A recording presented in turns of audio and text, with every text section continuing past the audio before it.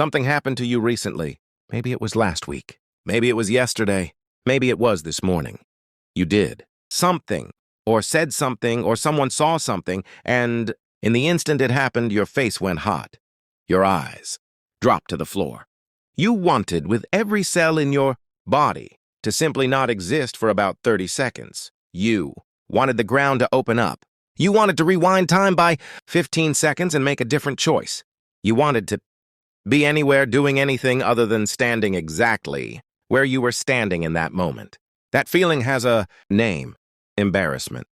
And here is the thing about it that nobody ever mentions. Your dog has done embarrassing things. Your dog has knocked over a full dinner table, has run headfirst into a glass door, has made a sound in a quiet room that made everyone in that room turn and stare.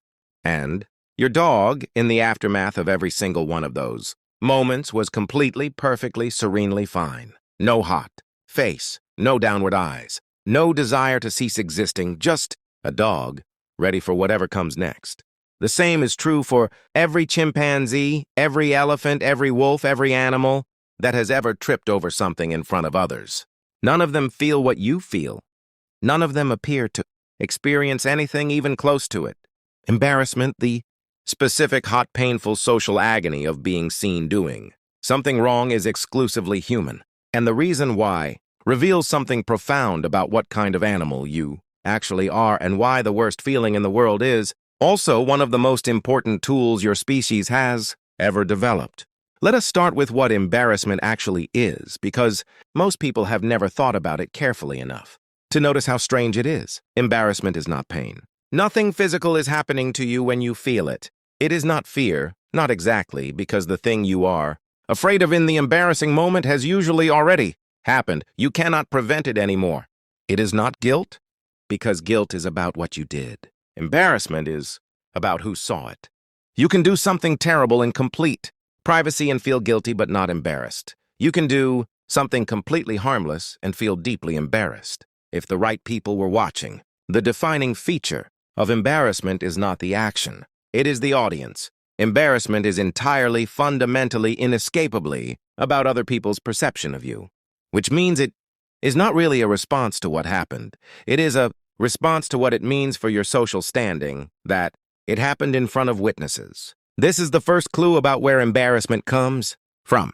It is a social emotion, a fundamentally, structurally social emotion in a way that pain or hunger or fear are not. And social emotions only evolve in species for whom others' perception has direct survival consequences, which for most of the history of life on Earth was not most species. A lizard does not care what other lizards think of it, beyond basic territorial and mating signals. Even most mammals, operating in relatively simple social structures, do not appear to track their own reputation across time and social contexts in the sophisticated way that produces genuine embarrassment. But humans do. And the reason humans do goes back to the specific and unusual social architecture that human evolution produced. For at least the last 2 million years, your ancestors lived in small, tight, permanent social groups. Groups of 20 to 50 individuals who knew each other completely, traveled together, depended on each other for survival, and most importantly, remembered everything. In that kind of social environment, your reputation was not an abstract concept. It was a survival asset. A good reputation meant allies who would share food with you during shortages, help you when you were injured, support you in conflicts, choose you as a partner, teach their children to trust you. A bad reputation meant the opposite of all of those things. And in a world with no ability to move to a new city and start over, no anonymity, no way to escape the group you were born into, your reputation among those specific 30 to 50 people was essentially everything. It determined your access to resources, your mating prospects, your safety, your survival. The stakes of social perception in the environment your ancestors lived in were not low. They were as high as stakes could get. This is the environment that produced embarrassment.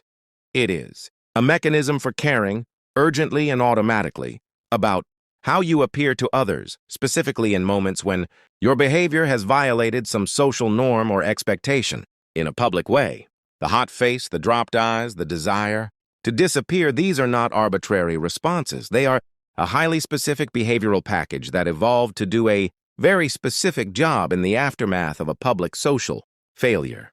And to understand what that job is, you need to understand what happens when other people watch you become embarrassed. Here is what research consistently shows. When you observe someone behaving in a way that violates social norms, your initial response is negative, judgment, reduced trust, a downgrade of your assessment of that person's reliability and social value. But when the person who violated the norm then displays visible signs of embarrassment, including the red face, the averted gaze, the physical discomfort, something interesting happens.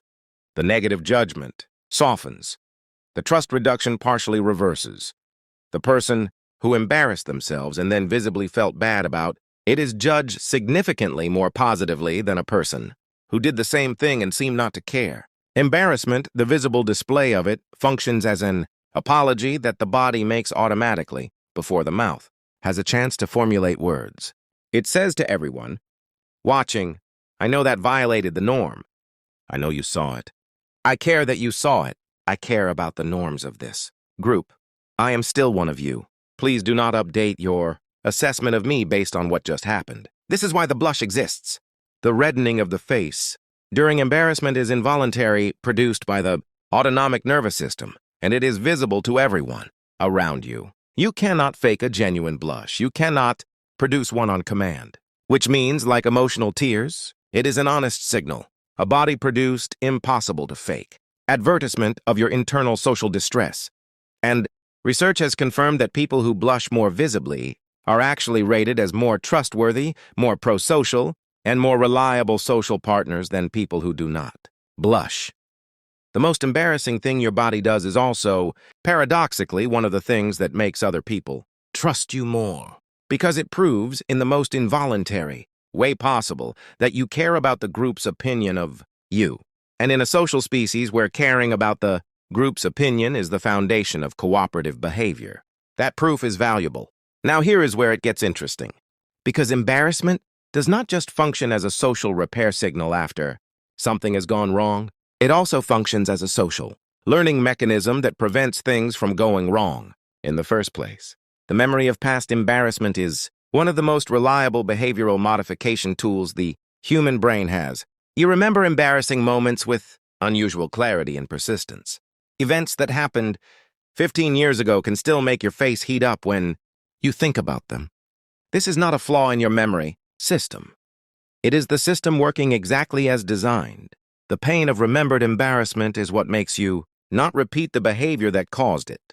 The anticipation of potential embarrassment is what makes you conform to social norms even when you are alone and no one is watching, because your brain has learned to run the social judgment simulation in advance, to pre-feel the embarrassment of being caught so effectively that you behave as if you are always being watched even when you are not.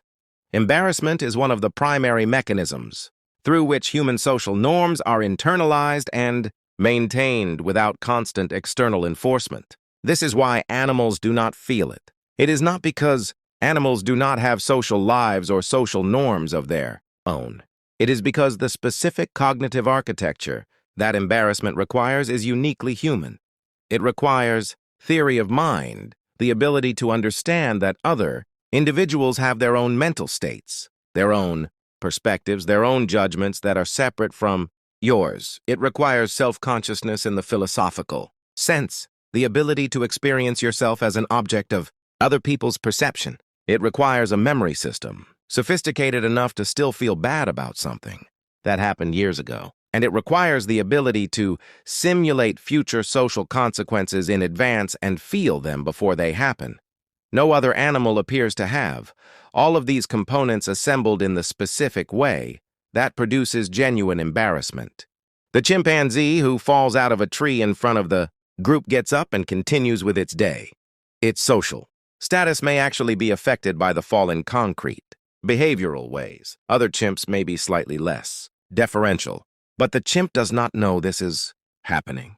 It does not run the simulation. It does not feel the hot face of knowing that others are forming an updated assessment. It does not lie awake that night, reliving the fall, It just fell and then it got up. And then it was fine. You would not be fine. You know you would not be fine. And the reason you would not be fine, the reason you would lie there that night running the replay, is precisely the reason you are so extraordinarily good at navigating complex social environments that the chimpanzee cannot even begin to access. The same mind that makes you vulnerable to embarrassment is the mind that lets you maintain cooperative relationships with hundreds of people simultaneously, build trust with strangers, coordinate massive group efforts, and create the social fabric that produced every city, every institution, and every cultural achievement in human history. Embarrassment is the price of that mind. And the next time you want to disappear into the floor, consider what the absence of that feeling would actually cost. The animal that cannot be embarrassed is the animal that cannot fully understand how it appears to others. You can, painfully, vividly, sometimes at 3 in the morning, 10 years after the fact. But you can. And that awareness, that radical social sensitivity, is not your weakness. It is the foundation of everything that makes humans human. There is one final piece of the embarrassment story that most people find genuinely surprising, and it involves something researchers discovered when they started studying what happens in the brain during embarrassment.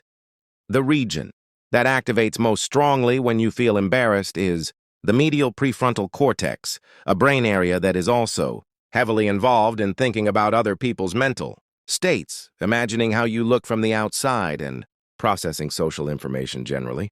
This is the same region that is most dramatically expanded in humans, compared to our closest primate relatives. The brain area that makes you capable of understanding other minds, of building rich models of how other people think and feel. And judge is also the brain area that generates embarrassment. They are not separate systems. They are the same system doing the same job in 2 directions at once, modeling others outward and modeling how others see you inward.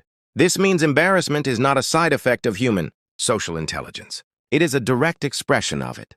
Every time you feel that hot flush, that desperate wish to disappear, you are experiencing your own social cognition turning on itself, running the very system that makes you capable of genuine empathy and complex cooperation, and pointing it directly at your own recent behavior. It hurts because it is working.